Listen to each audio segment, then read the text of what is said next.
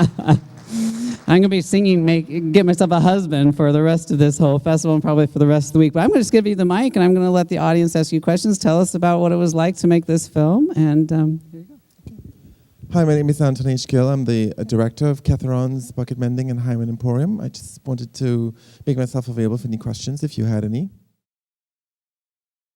I actually I went to see a play in San Francisco, and it was a series of comedy sketches put on by a group that I was familiar with. And this was the last one in an hour and a half long performance.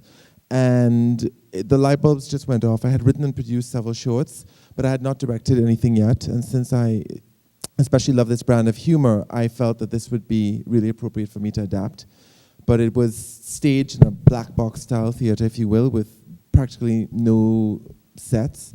And I just knew that I wanted to adapt it in a much more cinematic fashion. So I went about finding a location. Unfortunately, the location that you see there was already constructed and is a facility in Half Moon Bay, California, just an hour south of San Francisco where I live. So it was a question of using their facilities and making some modifications for the purposes of our short. They were attached to the play, and one of the things that we benefited from adapting the existing play is that we had the actors who already knew the material, which I was very glad for because this was my first directorial effort, and any help you can get with your project from whatever element it is of course of benefit to the final performance. So they knew the material very well. It was just a question of getting them to adapt their performances so that they were a little smaller and not quite so large as as it's necessary for on stage. But there were really small adjustments to be made because they attuned themselves very quickly to the new medium of film very quickly. They didn't have any experience, but I thought that they did a pretty decent job in the grand scheme of things. Mm-hmm. Cool. Anything else? Yeah. Did you have any enjoyable experiences collaborating with any other artists when you were creating the music and the lyrics and all that?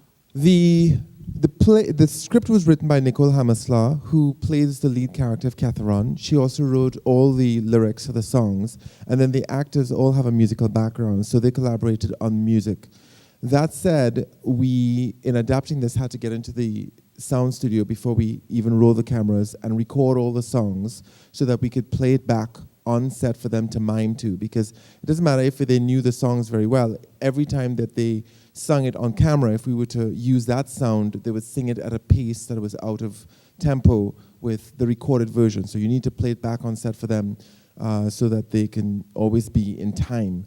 And even then I had Mitchell Covington, who's an Emmy Award-winning composer, adapt the songs in such a way so that they could best sing, so to speak, for the screen version. There are a lot of small changes that need to be made, even down to having the music flow right through to the ending image that was not in the original recording. So you have a lot of post-production for a musical like this, and there's no way I could have done it without their help. So I was so glad that they held my hand through it and were the more experienced team members on this. They're a member of a San Francisco-based comedy troupe. It's called Piano Fight Productions, and they have a subset of it called Monday Night Foreplays, which is an all-female troupe. And the all-female troupe wrote this, produced it, acted in it, and directed it. So I had seen their performances before, and I had loved everything they did. It's just that this one spoke to me as being something that was very different.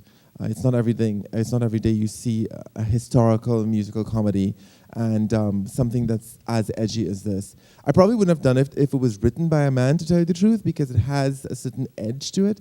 But the female comedy troupe, their comedy is very edgy, and as you see more with stand-up comedy, the female comedians don't shy away from tough themes or topics. So, I was glad that they're the ones that sort of came up with this concept and was very supportive in helping me adapt it. Okay, well, thank you very much, and I'll see you later.